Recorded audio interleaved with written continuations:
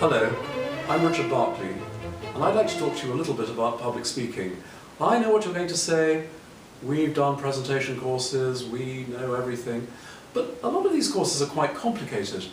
And over my years of public speaking and coaching, I've discovered that all we need are very few simple skills which we can easily absorb to get the job done well. So if you'll bear with me for the next 5 minutes, I'll go through these skills, and I think you'll find that if you use them, you'll get a lot of benefit from them. Glossophobia. Do you know what that means? It's one of the things that most people fear most. Public speaking. Why? Well, it lies outside most people's comfort zones. It's not a thing we do every day, and yet a lot can hang on it, both professionally and socially. Also, you have to be prepared for the unexpected.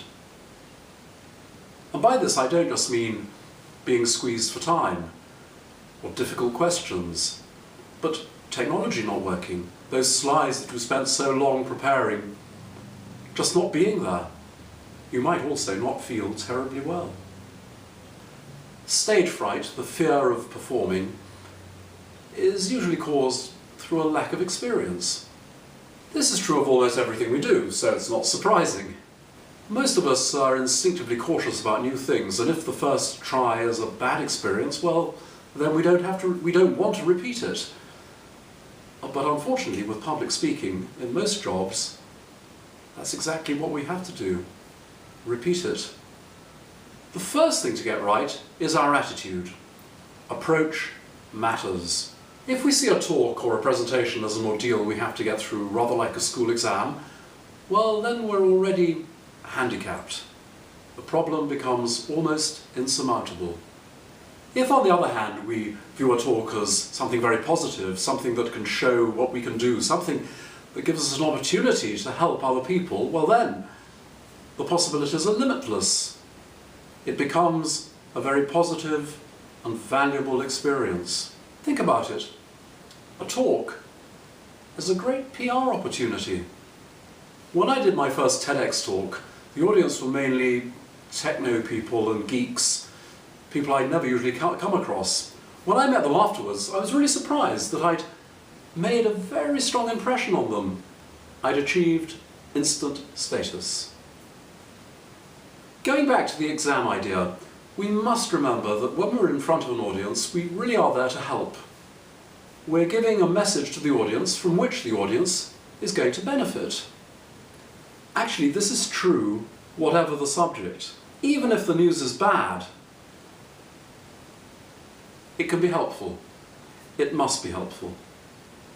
Thus, thinking positively about the benefit we're giving the audience can really help us overcome those feelings of negativity and inhibition which hold us back. The one thing that many of us fail to realise is the difference between good at a social gathering and being a good public speaker are not quite the same thing. Just because we're entertaining in a pub doesn't mean we're going to be entertaining in front of a big audience. Fortunately, the skills required to make us shine in front of an audience are not rocket science. In fact, there's a sort of conspiracy of mediocrity. If you sound right and your slides appear when you want them, well then people are surprisingly impressed. Of course, this isn't really quite good enough, and if you can go a stage further, well then people think you're marvellous. Public speaking is becoming ever more important, whether in front of an audience or on a Skype or internet conference. Our culture is becoming more and more oral. Younger people prefer visual or oral communication to the written word. So being a good, if not marvellous public speaker has become really rather important.